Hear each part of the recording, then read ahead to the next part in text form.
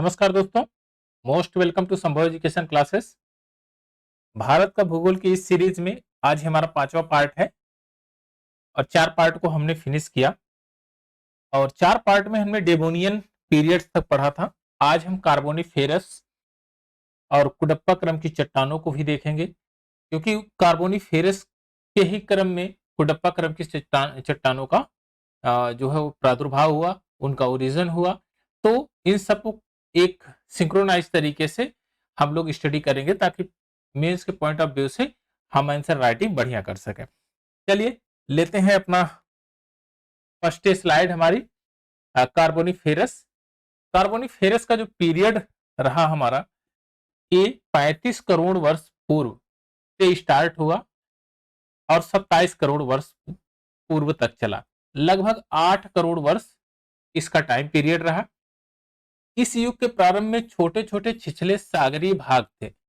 अब आप कहेंगे कि सागरीय भाग और छिछले छोटे छोटे, क्योंकि अगर सागर में डिपोजिशन नहीं होगा, सागर का भार नहीं बढ़ेगा, तो उसमें अवतलन नहीं होगा। अवतलन नहीं होगा तो कहीं फिर पहाड़ का निर्माण नहीं होगा, पठार का निर्माण नहीं होगा। यानी कि उसमें हलचल होना, अगर हलचल हो रही है तभी कहीं पहाड़ और पठार का निर्माण होगा। यूरोप तथा रूस में अधिकांश जल प्लवित थे, जल के ऊपर तैर रहे थे। स्थल कुछ स्थल भाग जल के नीचे हो गए थे और उन पर जल का विस्तार हो गया था। उत्तरी अमेरिका, यूरोप में दलदली भागों का निर्माण हुआ। अब ध्यान से देखिए, अगर हम कहें कि यह हमारा लैंड फॉर्म्स है, ये मान लीजिए हमारा लैंड फॉर्म है,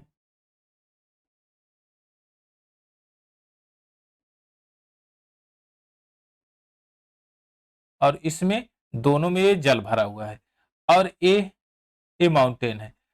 आप ये बताइए कि जब बारिश होगी, जब यहां बारिश होगी तो यहां पर मिट्टी का कटाव होगा कि नहीं? कटाव होगा। और यहां पर जो समुद्र है, सागर है, जो वह छिछिला है। सागर छिछिला है, छिछिला यानी कि बहुत गहरा नहीं है, बहुत ज्यादा डेप्थ नहीं है उसमें। यहां से जब मिट्टी कट के इसमें आएगी तो ये बताइए यही किनारे पर डिपॉजिट होगी। कुछ समय के बाद यह और पहाड़ कट के इसमें डिपॉजिट होना शुरू कर देगा, और जब यहां पर इसका डिपोजिशन हो जाएगा तो ये बताइए कि ये तल उठ जाएगा कि नहीं? ऊपर की तरफ उठ जाएगा और पानी इसमें कम भरा जाएगा। यानी कि पानी अगर बारिश होगी तो दूसरे तल जो सागर में चला जाएगा, और इसमें जो पर्याप्त मात्रा जो पहले जितनी गहराई थी अब नहीं है, तो पानी भी उतने हिसाब से कम हो जाएगा। अब अगर इसके बाद अगर यहाँ पर जो है फिर वाष्पीकरण होगा, वेपराइजेशन होगा, और कुछ समय के बाद आपको ऐसा प्रतीत होगा कि ये जो है पानी जल्दी सूख जाएगा, क्योंकि पानी तो कम रहेगा।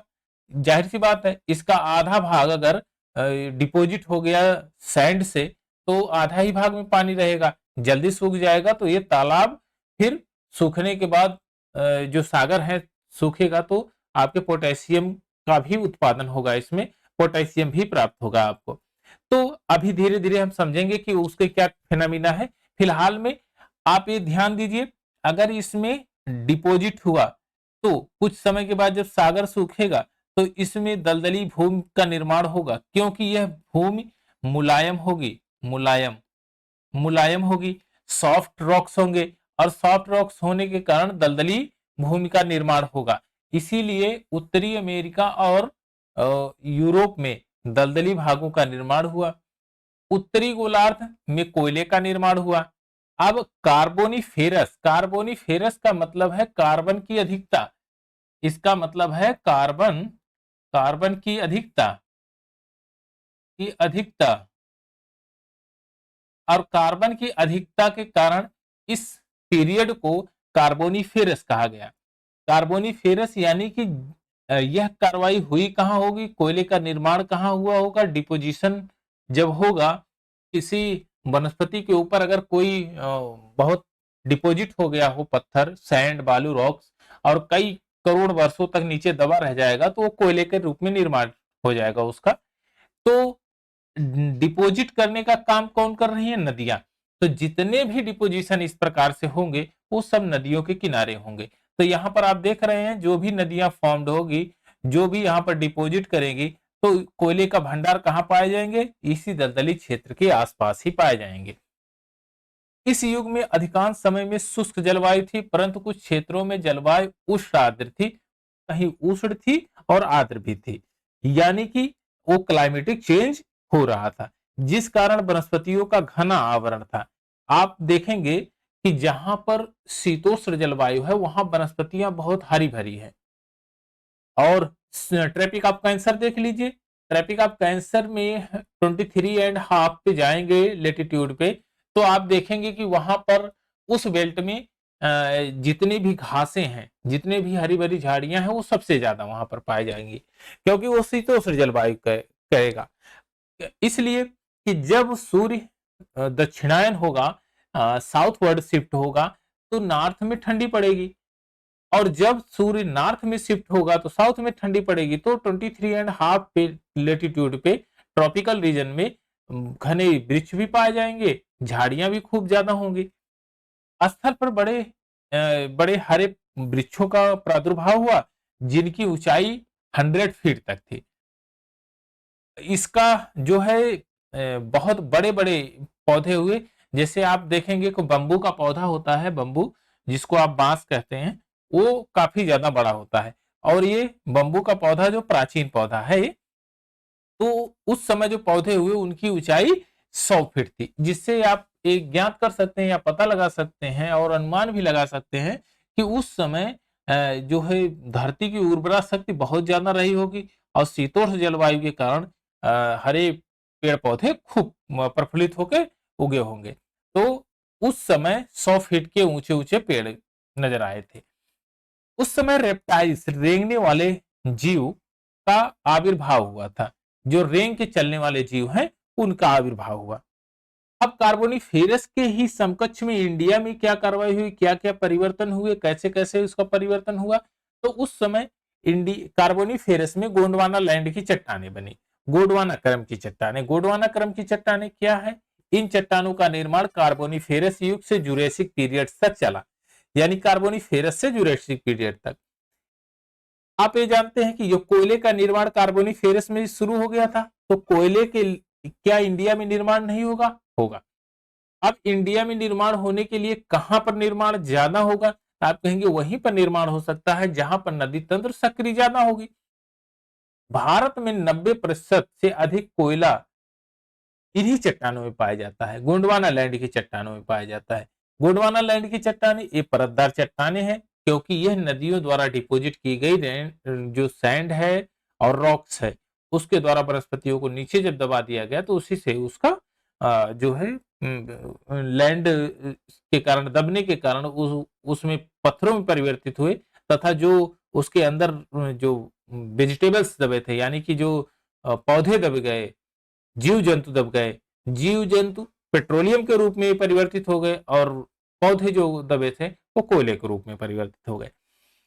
इनमें मछलियों व रेंगने वाले जीवों के अवशेष प्राप्त होते हैं। जो रेप्टाइल्स हैं उनके जीवों के अवशेष प्राप्त होते हैं। आप ये बताइए कि मछलियों के अवशेष कहां प्राप्त होंगे? वहीं प्राप्त होंगे जहां पर नदी घाटियां रहेगी।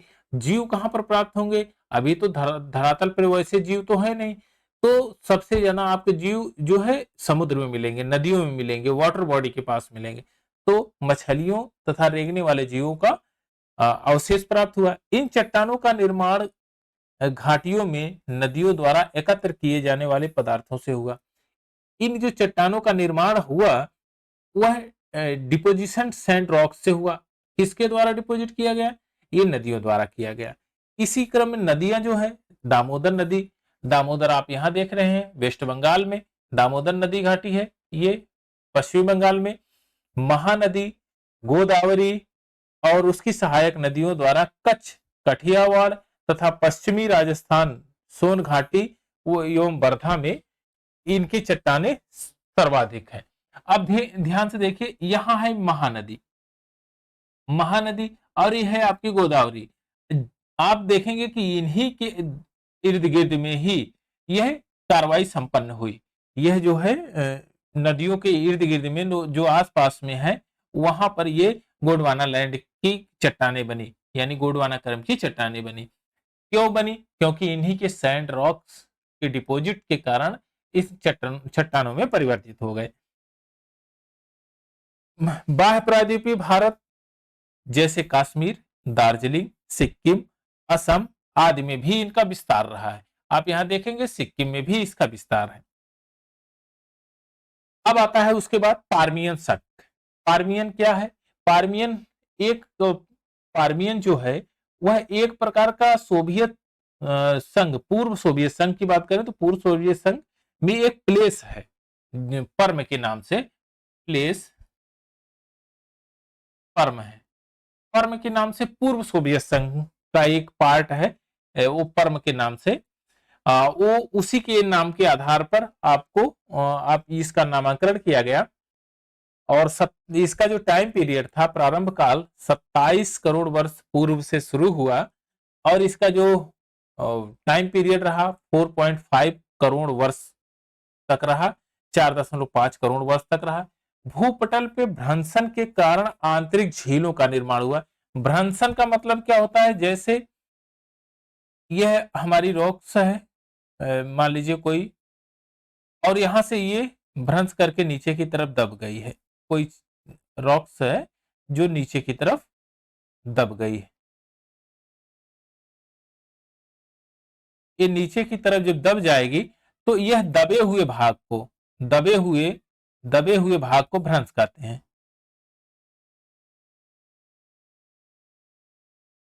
दबे हुए भाग को भ्रंश कहते हैं। अब उस जब दब जाएगा तो जाहिर सी बात है उसमें जो है पानी भरेगा, बारिश होगी, पानी भरेगा तो झीलों का निर्माण होगा। वही कह रहा है आंतरिक झीलों का भी निर्माण हुआ। झीलें छिछली थी, आपको पता ही है। अगर झीलें छिछली थी तो वाष्पीकरण भी सबसे ज्यादा हुआ। वाष्पीकरण, जल का वाष्पीकरण प्रारंभ हो जाने के कारण विश्व की प्रमुख पोटास भंडार की रचना हुई। जब सैंड रॉक्स और डिपॉजिट हो गया, उसमें झीलें छिछली हो गई, वेपराइजेशन के कारण पानी जब उड़ जाता था तो पोटास की मात्रा उसमें बची रहती थी और पोटास के भंडार उसी में पाए जाते हैं।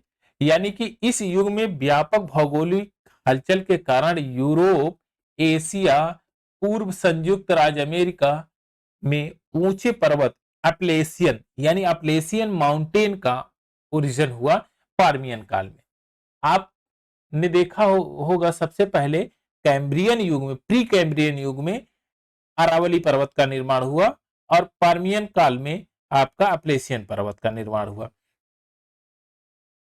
आगे इसका आविर्भाव हुआ पृथ्वी पर जलवायु की विभिन्न दशाएं हुई, क्लाइमेटिक चेंजेस भी हुए और ब्रिटिश द्वीप अर्ध शुष्क जलवायु वाला भाग रहा है। उत्तरी गोलार्ध शुष्क जलवायु वाला क्षेत्र रहा है जिसमें कभी कभी उष्ण जलवायु भी पाई जाती है तथा दक्षिणी गोलार्ध के अधिकांश भाग में हिम का प्रभाव रहा है। जो नॉर्थ हेमिस्फीयर है, आप देखेंगे तो नॉर्दर्न हेमिस्फीयर, ये जो नॉर्दर्न हेमिस्फीयर है यहां पर ये ज्यादा रहा है। ये नॉर्दर्न हेमिस्फीयर और साउदर्न हेमिस्फीयर, ये नॉर्दर्न हेमिस्फीयर, ये सदर्न हेमिस्फीयर। तो यहां कह रहा है ये कि उत्तरी गोलार्ध में जलवायु का क्षेत्र शुष्क जलवायु का क्षेत्र था। यहां पर शुष्क जलवायु का क्षेत्र था जिससे कभी कभी उष्णाद्र जलवायु भी पाई जाती थी। अब अगर यहाँ इक्वेटर है तो सन 23.5 जा रहा है, 23.5 साउथ की तरफ शिफ्ट कर रहा है, यानी एक बार नॉर्थ की तरफ शिफ्ट करता है, एक बार साउथ की तरफ शिफ्ट करता है। तो इसके बीच में यानी 23.5 के बीच में जो भी रीजन पड़ेगा तो यहाँ पर शीतोष्ण जलवायु होगी। शीतोष्ण जलवायु ट्रॉपिकल रीजन में होगी। अधिकांश भाग में हिमयुग का प्रभाव था। अब आता है ट्रियासिक पीरियड। क्या है ट्रियासिक पीरियड? ट्रियासिक पीरियड ये जर्मनी में जमाव का तृतीय स्तरीय विभाजन है। कि जर्मनी में जमाव जो हुआ वो 3 स्तरों में हुआ था। 3 स्तरों का जब विभाजन करते हैं हम लोग, तो त्रियास का अर्थ होता है तिहरा, यानी त्रियास का अर्थ होता है तिहरा। तिहरा, तिहरा, तिहरा यानी कि ट्रिपल। और ट्रिपल किससे गिनेंगे, किससे, किस लिए काउंट करेंगे? क्योंकि वहां पर डिपोजिशन की कंडीशंस देखेंगे कि कितनी परतों में वो डिपॉजिट हुआ है। प्रारंभ काल 22.5 करोड़ वर्ष और टोटल पीरियड है 4.5 करोड़ वर्ष तक। पृथ्वी के ऊपर पर्वतीय भाग, मरुस्थल, झाड़ियां से आवृत थे। कहीं पर मरुस्थल था तो कहीं पर झाड़ियां थी। क्योंकि इस युग में प्रारंभ में उत्तरी गोलार्ध में शुष्क जलवायु थी, नॉर्थ हेमिस्फीयर में शुष्क जलवायु थी, अतः वनस्पतियों का विकास नहीं हो पाया। जहां पर शुष्क जलवायु होगी वहां पर वनस्पतियों का विकास नहीं होगा। परंतु बाद में आर्द्र जलवायु के कारण कोड़धारी वन तथा मुलायम पत्तियों वाले वृक्षों का प्रादुर्भाव हुआ। अब आता है कि सागर में मांसाहारी मत्स्य तुल्य जीव रेप्टाइल्स, रेंगने वाले जीव वो मांसाहारी हो गए। एक जो मछलियों को, बड़ी मछली है छोटी मछली को खाना शुरू कर दी, और जो भी रेंगने वाले ऐसे जीव थे उन्होंने भी समुद्र के जीवों का खाना शुरू कर दिया, यानी मांसाहारी की पद्धति यहां से शुरू हो गई। फिर इसके बाद आता है जुरासिक पीरियड।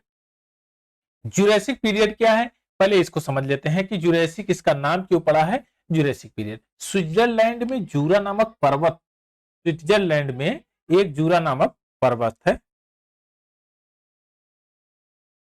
स्विट्जरलैंड में जूरा नामक पर्वत है, जूरा पर्वत, जूरा पर्वत के नाम पर इसका जो नामांकन किया गया, इस पीरियड को रखा गया जुरासिक पीरियड।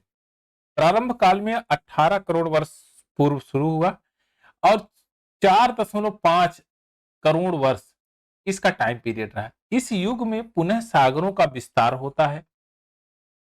स्थल का अधिकांश भाग जंगलों तथा दलदली मैदानों में आवृत हो जाता है।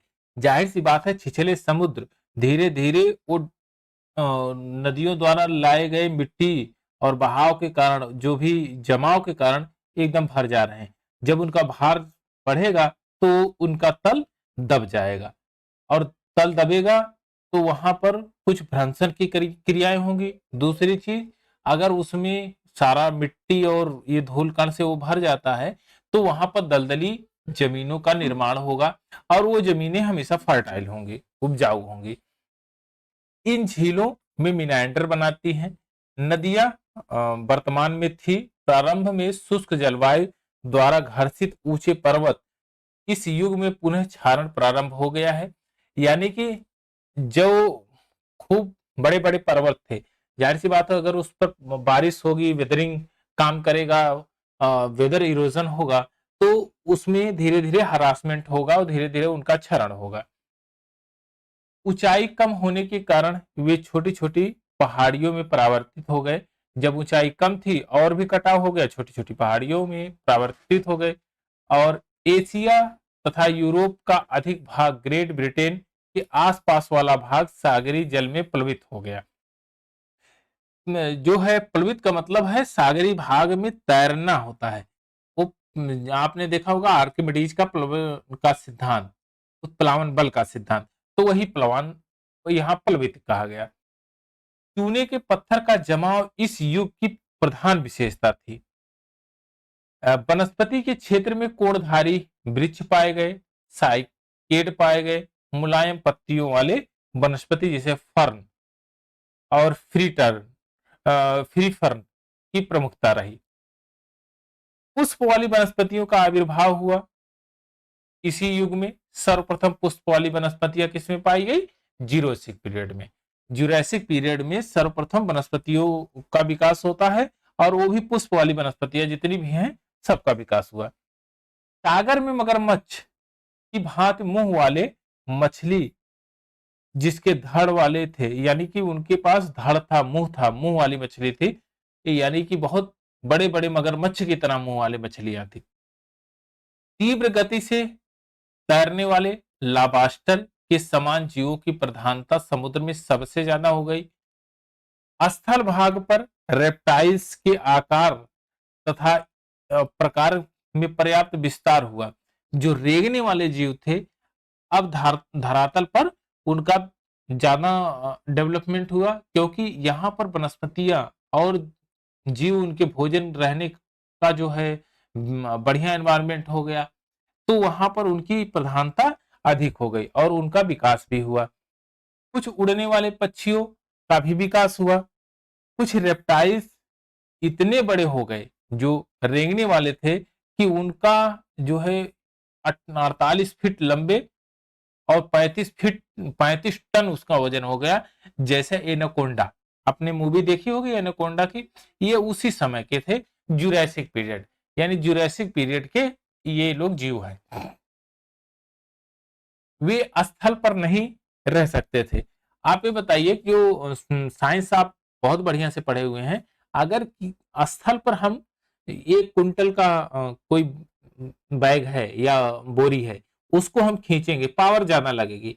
अगर यही 1 कुंटल की बोरी कीचड़ रहे और कीचड़ में हम उसको सरकाएंगे तो फ्रिक्शन कम लगेगा, घर्षण कम लगेगा और आसानी से खींच जाएगा। तो जीव पहले से ही फिजिक्स जानता था, यानी कि आप ये कह सकते हैं जब आपने फिजिक्स के बारे में सीखा नहीं होगा, जानते भी नहीं होंगे, तब से वो जान रहे हैं कि अब भाई स्थल पर रहना इतना आसान नहीं है, अब चलो कीचड़ वाली जगह में। और उस समय दलदल उपलब्ध हो गया था, दलदल में सरकना आसान होता है, तो वे दलदली भूमि पर भी रहते थे। वे स्थानीय दलदल में रहने लगे, स्थानीय दलदल जो था उसमें रहने लगे। स्तनधारी जीव अब तक वर्तमान में चूहों के बराबर ही थे। जो मैमल्स थे, जो स्तनपान करवाते थे, वो उनकी साइज चूहों के बराबर ही थी। उसके बाद आता है क्रिटेशियस पीरियड। क्रिटेशियस पीरियड क्या है? क्रिटेशियस पीरियड का जो टाइम पीरियड है वो 13.5 करोड़ वर्ष पूर्व और इसकी अवधि 6.5 करोड़ वर्ष तक है। क्रिटेशियस का नाम क्रिटेशियस क्यों पड़ा? क्रिटेशियस का मतलब होता है लैटिन भाषा की क्रीड़ा, जिसका अर्थ है खड़िया व चाक। खड़िया जानते हैं, आप जानते होंगे, खड़िया और चाक का इसी में निर्माण हुआ था। पिछले में आप देखिए, खड़िया और चाक, इसमें आप यहां देखेंगे चूने पत्थर का जमाव हो गया था और खड़िया और चाक का यहाँ पर निर्माण होता है चूने पत्थर का। तो आप यहाँ देखेंगे कि अभी तक चूने पत्थर का निर्माण हो गया खड़िया चाक का। तो इसमें कह रहा है लैटिन भाषा की क्रीड़ा, यानी कि क्रीड़ा से बताया गया, जिसका क्रीड़ा का मतलब होता है, जिसका अर्थ होता है खड़िया व चाक के आधार पर जमाव में खड़िया की प्रधानता थी। खड़िया जो होता था उसका जमाव कितना हुआ है, उसकी प्रधानता के आधार पर इसको बताया गया। और यह किससे उत्पन्न हुआ है? क्रीटा से। क्रीटा, क्रीटा, ये क्रीटा से उत्पन्न हुआ है, क्रीटा शब्द से। इसका मतलब होता है खड़िया रॉक्स का जमाव। सागर के किनारे वाले स्थानीय जो स्थलीय भाग थे, वे बड़े बड़े दलदलों में का विस्तार था उनके पास जो विभागों में, क्योंकि जो सागर के किनारे होंगे तो उसमें दलदल की अधिकता सबसे ज्यादा होगी। क्यों? क्योंकि वहां जो पहाड़ों से मिट्टी काट छांट के नदियां सागर में प्रवेश करती हैं, तो सागर में उनका वेग बहुत कम हो जाता है और वही किनारे पर उसको डिपॉजिट कर देती हैं। नदियों के प्रवाहित होने की गति मंद थी। जाहिर सी बात है, बहुत बड़े बड़े जब माउंटेन नहीं होंगे, लैंड फीचर में बहुत ज्यादा परिवर्तन नहीं होगा, तो नदियों में बहुत ज्यादा बहाव नहीं होगा, वो धीरे मंद गति से बहेंगे। विशेषता डेल्टा का निर्माण करती थी। तो जो भी नदियां ऐसी होंगी जिनमें गति मंद होगी, वह अपने साथ जो भी बालू है, सैंड है, जो भी ले आ रही हैं, वो अपने किनारे पर डिपॉजिट कर देंगी, या तो समुद्र के पहले ही डिपॉजिट कर देंगी, समुद्र में घुस जो प्रवेश करती हैं तो वहीं पर डिपॉजिट कर देंगी, और उसी से बनता है वहां डेल्टा। तो डेल्टा का जो निर्माण होता है, तो नदियों की गति एकदम धीमी रहती है। इस युग में पर्वत निर्माण क्रिया अत्यधिक सक्रिय रही। तो अगर पर्वत निर्माण क्रिया अत्यधिक सक्रिय होगी तो प्लेट टेक्टोनिक वर्क करेगा। यानी कि प्लेट टेक्टोनिक अभी नहीं आया है। प्लेट टेक्टोनिक तो अभी हाल ही की फिनोमिना है। उस समय कोई नहीं जानता था कि प्लेट टेक्टोनिक कुछ होता है। लेकिन पर्वत निर्माण की क्रिया में अत्यधिक सक्रिय होने से आप ये बता सकते हैं कि उसमें वोल्केनो एक्टिविटीज कहीं हुई होगी। प्लेटों में जो है सबमर्जन सबडक्शन हुआ होगा। तो ये सब कारण थे कि रॉकी एंडीज यूरोप महाद्वीप के कई पर्वत श्रेणियां जैसे पनामा कटक तथा पनामा कटक पनामा रिज्ड की भी उत्पत्ति हुई। इस समय के अंत में भारत के दक्षिणी भाग पर ज्वालामुखी क्रिया द्वारा लावा का जमाव हुआ और जलवायु के नम होने के कारण वनस्पति का विकास सुदूर उत्तर में यानी कि ग्रीनलैंड तक हुआ। ऑस्ट्रेलिया के कुछ भाग हिमानी से ढक गया। ऑस्ट्रेलिया यानी कि आपने देखा होगा, मैप उठा के आप देखेंगे तो ऑस्ट्रेलिया का जो लोकेशन है वो ऑस्ट्रेलिया का जो लोकेशन है वो कुछ यहां पर है। ये सदर्न हेमिस्फीयर में,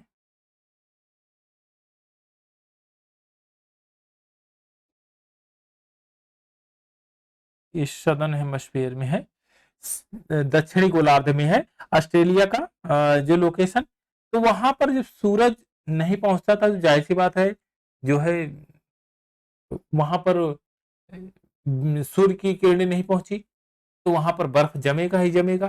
तो हिम वो कार्रवाई होगी, हिमानी भाग बनेंगे ही बनेंगे। और अगर जहां पर सूर्य वर्टिकली चमकेगा तो वहां पर उष्ण होगा। तो वनस्पतियों के इस क्षेत्र में जलवायु में मौसमी परिवर्तन के कारण पतझड़ वाले वृक्षों हिंग और मैगोलिनिया पॉपुलर आदि पर्याप्त जो वृक्षों का विकास होता है। अब आता है उसके बाद दक्कन का पठार, दक्कन ट्रैप। इसी ही काल में दक्कन ट्रैप इंडिया में जो क्या क्या घटनाएं घटी तो उसमें एक है दक्कन ट्रैप यानी दक्कन का पठार। दक्कन का पठार क्या है, अब इसके बारे में सब समझते हैं और ये सबसे ज्यादा इंपॉर्टेंट है हमारे लिए। दक्कन के पठार में कहता है मीसोजोइक महाकाल यानी क्रिटेशियस कल्प में इसका ओरिजिन हुआ और इस समय के विदर्भ क्षेत्र में ज्वालामुखी के दरारी उद्भेदन से भी लावा का बृहद उद्गार हुआ। ज्वालामुखी जब उद्गार होगा तो जाहिर सी बात है लावा निकलेगा ही। लगभग 5 किलोमीटर के क्षेत्र इससे अनाच्छादित हो गए। 5 किलोमीटर का जो दायरा था वो अनाच्छादित हो गया इससे, यानी कि पूरी तरह से भर गया।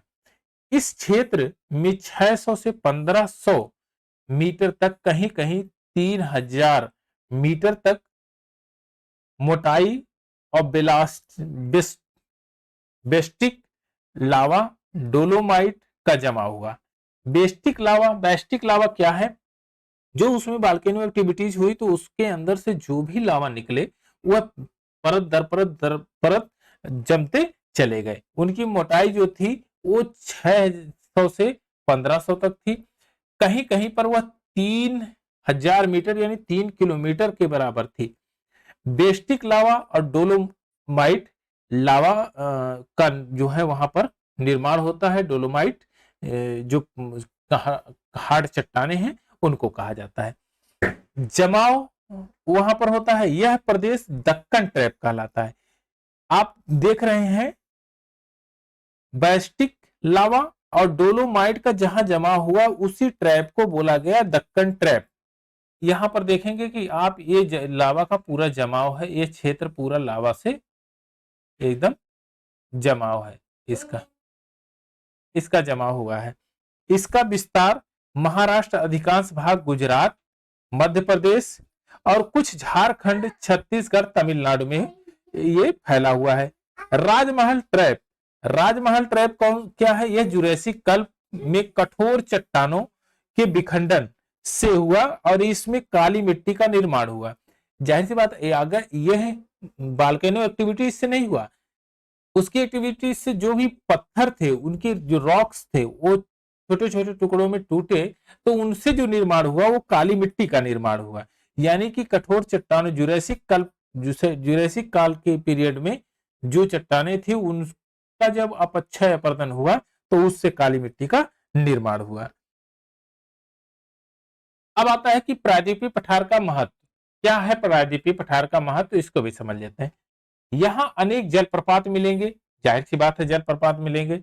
आप जब यहां देखेंगे, यह जो एरिया है यहां पर इंडिया का, यहां पर हमेशा जलप्रपात मिलेंगे, यहां पर हमेशा जलप्रपात मिलेंगे। क्या इस क्षेत्र में जलप्रपात मिलेंगे? आप बोलेंगे उस क्षेत्र में कहीं जलप्रपात नहीं मिलेंगे, इस क्षेत्र में कहीं जलप्रपात नहीं मिलेगा।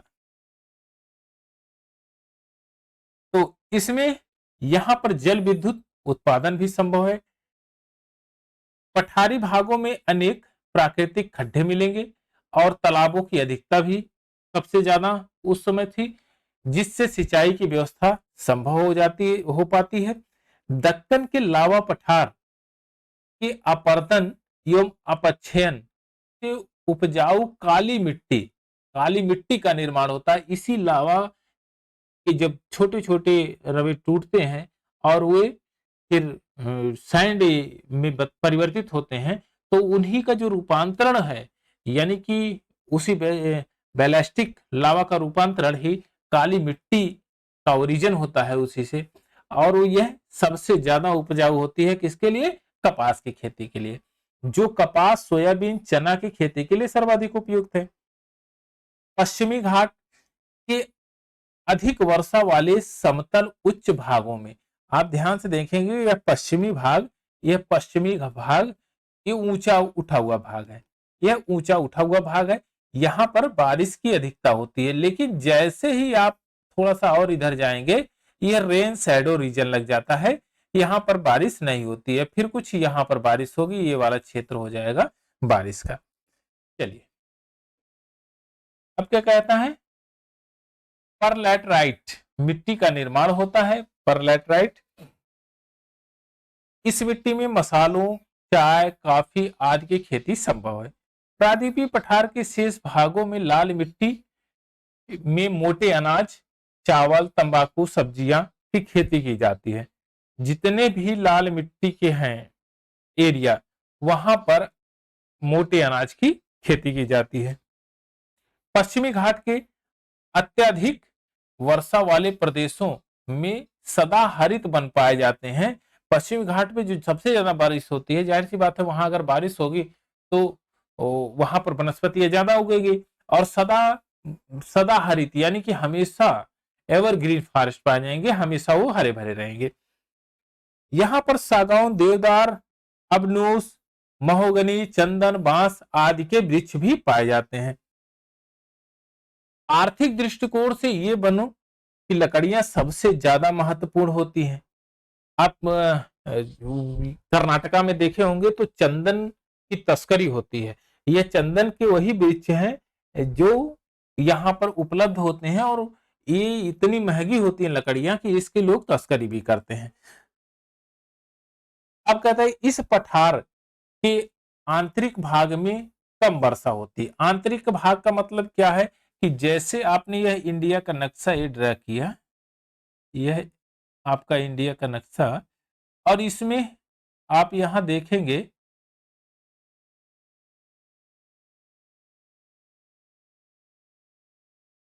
चलिए यह जो रीजन है, यह जो क्षेत्र है, यह जो क्षेत्र है पश्चिमी घाट का क्षेत्र है, यहां पर तो बारिश होती है, यहां पर तो बारिश होती है, लेकिन यहीं से सटा हुआ यह इसका क्षेत्र, यह क्षेत्र जहां पर बारिश की अधिकता नहीं है, ये रेन शैडो रीजन आ जाता है। यहां पर बारिश की अधिकता नहीं है, ये बहुत बारिश नहीं होती है। तो बारिश लेकिन औसतन हो जाती है कि क्योंकि हरी घास भूमियों के लिए सबसे उपयुक्त है, बहुत ज्यादा बारिश नहीं होती, इसके आधार पर पशुपालन संभव हो जाता है। प्रायद्वीपीय पठार में भारत के खनिज संसाधनों के अधिकांश भाग की आपूर्ति करता है। यहाँ पर भौगोलिक संरचना में सोना, तांबा, लोहा, यूरेनियम, बॉक्साइट, कोयला, मैग्नीशियम आदि खनिजों की उपलब्धता है। और ये सोना, तांबा, लोहा, यूरेनियम, बॉक्साइट, कोयला, मैग्नीशियम ये कौन सी चट्टानों में पाए जाते हैं? और शुरुआत में आपने पढ़ा था प्री कैम्ब्रियन काल की जो चट्टानें थी, प्री कैम्ब्रियन काल की, यानी प्री कैम्ब्रियन काल, कैम्ब्रियन पीरियड की, प्री कैम्ब्रियन पीरियड की जो चट्टानें थी उसमें ये इनकी अधिकता थी। छोटा नागपुर के पठार को भारत का रूर कहा गया। क्यों कहा गया? क्योंकि यहाँ पर सबसे ज्यादा कोयला, मैग्नीशियम, लोहा, जितने भी मिनरल्स हैं सब उपलब्ध हैं, क्योंकि यहाँ पर खनिज संसाधन की विपुल भंडार है। इन्हीं खनिज संसाधनों के आधार पर ही विभिन्न खनिज आधारित किए जाते हैं और उद्योग धंधों की स्थापना की जाती है। अब कह रहा है कि पठारी भाग में तटीय भागों पर अनेक जो है खाड़ियां और लैगून है, जो पठारी भाग है, और जो तटीय भाग है यानी कि पश्चिम का तट, यहां पर आप देखेंगे कि यहां पर वाटरफॉल सबसे ज्यादा मिलेंगे। लेकिन लैगून कहां मिलेगी, झीलें कहां मिलेगी? तो आप कहेंगे झीलें इस क्षेत्र में मिलेंगी, आपके इस क्षेत्र में सबसे ज्यादा झीलें मिलेंगी। अच्छा, डेल्टा कहां मिलेंगे? फिर आप कहेंगे डेल्टा कहां मिलेंगे?